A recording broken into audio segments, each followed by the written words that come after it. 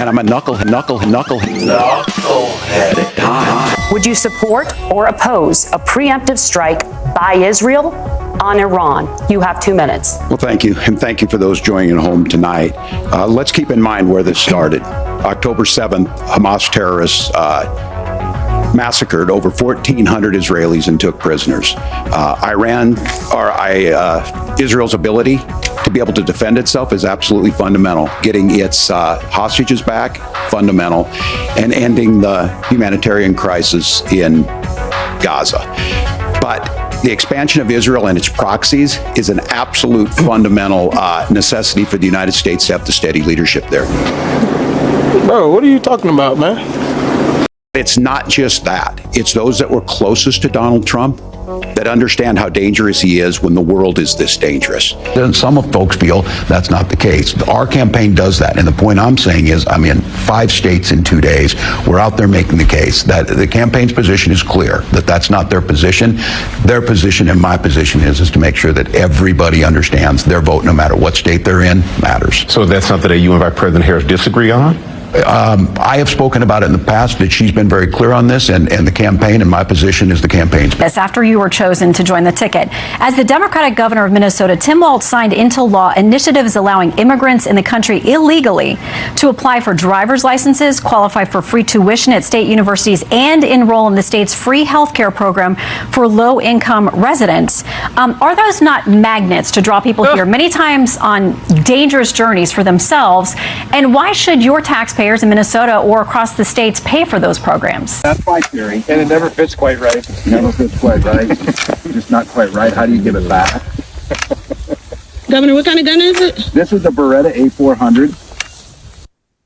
Because you've got to play whack-a-mole. You've got to pretend that Donald Trump didn't deliver rising take-home pay, which of course he did. You've got to pretend that Donald Trump didn't deliver lower inflation, which of course he did. And then you simultaneously got to defend Kamala Harris's atrocious economic record, which has made gas, groceries, and housing unaffordable for American citizens. I was raised by a woman who would sometimes go into medical debt so that she could put food on the table in our household.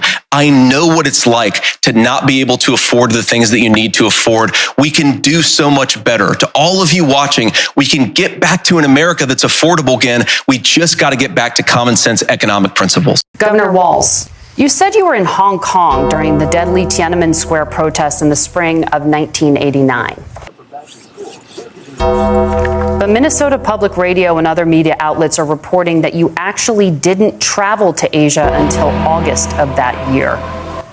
Can you explain that discrepancy? Yeah, well, and to the folks out there who didn't get at the top of this, look, I grew up in small rural Nebraska, town of 400, town that you rode your bike with your buddies till the streetlights come on, and I'm proud of that service. I joined the National Guard at 17, worked on family farms, and then I used the GI Bill to become a teacher, passionate about it, a young teacher. My first year out, I got the opportunity in the summer of '89 to travel to China. 35 years ago, be able to do that. I came back home and then started a program to take young people there. We would take basketball teams, we would take baseball teams, we would take dancers, and we would go back and forth to China.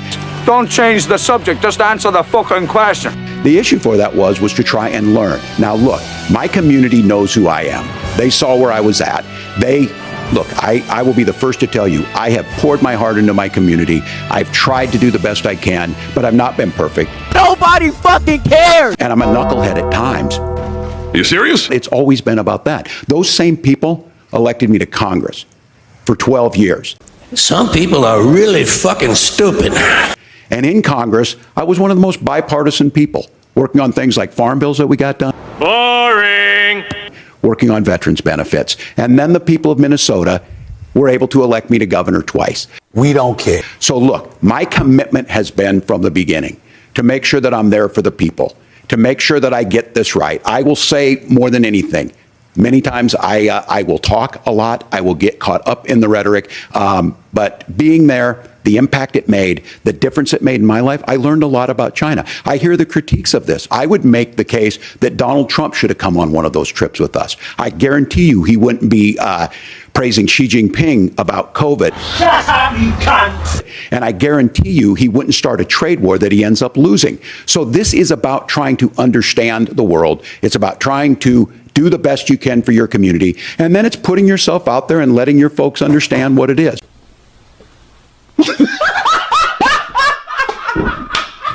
My commitment, whether it be through teaching, which I was good at,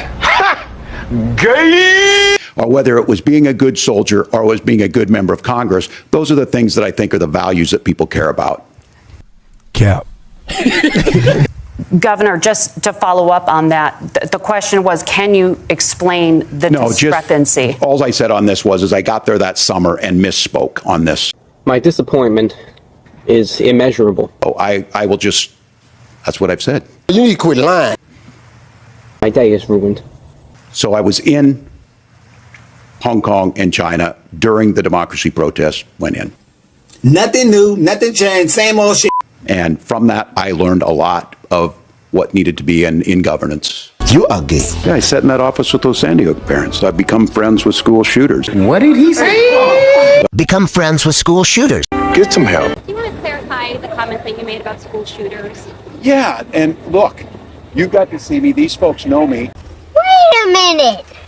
Who are you? I'm super passionate about this. The question come up about school shooting. We're talking about everything except school shooting. Oh my God, who the hell cares? And I sat as a member of Congress with the Sandy Hook parents, and it was a profound movement. David Hogg is a good friend of mine. Gay! Seen me do this. I'm talking about being people where there are school shooters, and I need to be more specific on that. And I'm a knucklehead at times.